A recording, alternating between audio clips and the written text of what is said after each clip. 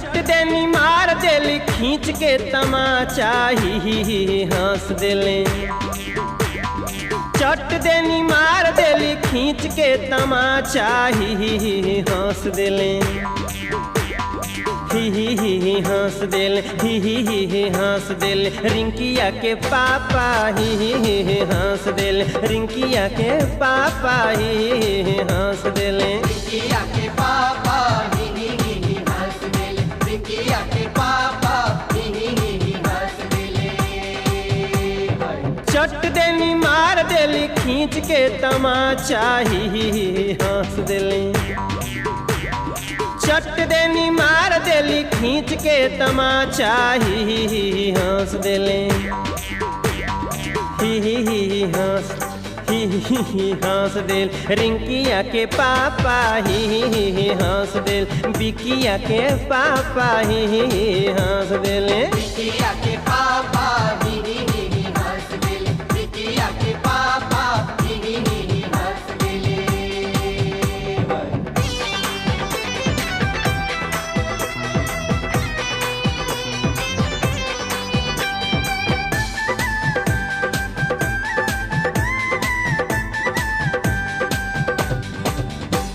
सुनीला की मर्द के ना नाम लिहल जाला।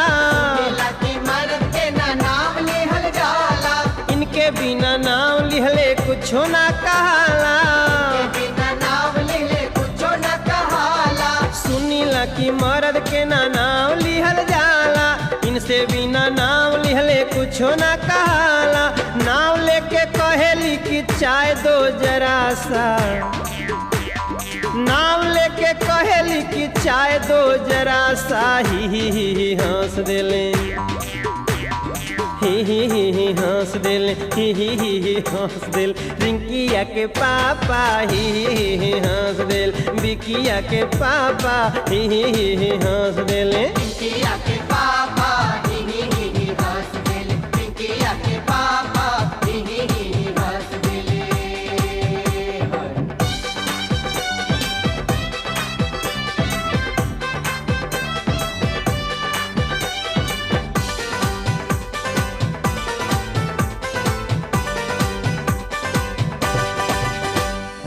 चोख चोख न किए पर रहे उनका गुस्सा।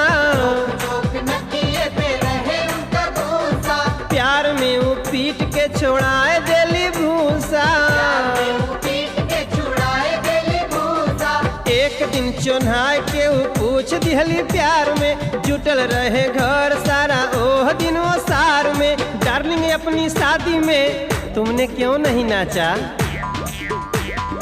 डार्लिंग अपनी शादी में तुमने क्यों नहीं नाचा ही हंस दिल। ही हंस दिल ही हंस दिल चंदन हवा के पापा ही हंस दिल चंदन हवा के पापा ही चंदनवा के पापा ही हंस देले। चंदनवा के पापा ही हंस देले।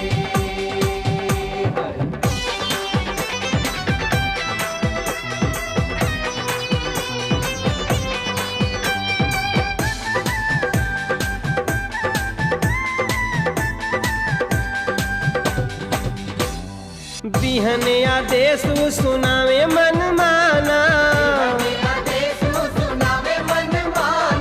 ऑफिस से जब आना हरी सब्जी लेते आना। जब आना हरी सब्जी लेते आना। कहे घर में पहनूंगी मैं लूज पैजामा। सूट सलवार चोली का नहीं जमाना। जवन इनकर मान करे कह देली साफा। जवन इनकर मान करे कह देली साफा ही हंस देली। का करी ही हंस देल ही हंस देल ज्योतिया के पापा ही हंस देल। ज्योतिया के पापा ही हंस देले। चंदनवा के पापा ही हंस देले। चंदनवा के पापा ही हंस देले। चट देनी मार देली खींच के तमाचा ही हंस दिहले। चट देनी मार देली खींच के तमाचा ही हंस देली ही हंस दिल ही हंस दिल रिंकिया के पापा ही हंस दिल बिकिया के पापा ही हंस दिल रिंकिया के पापा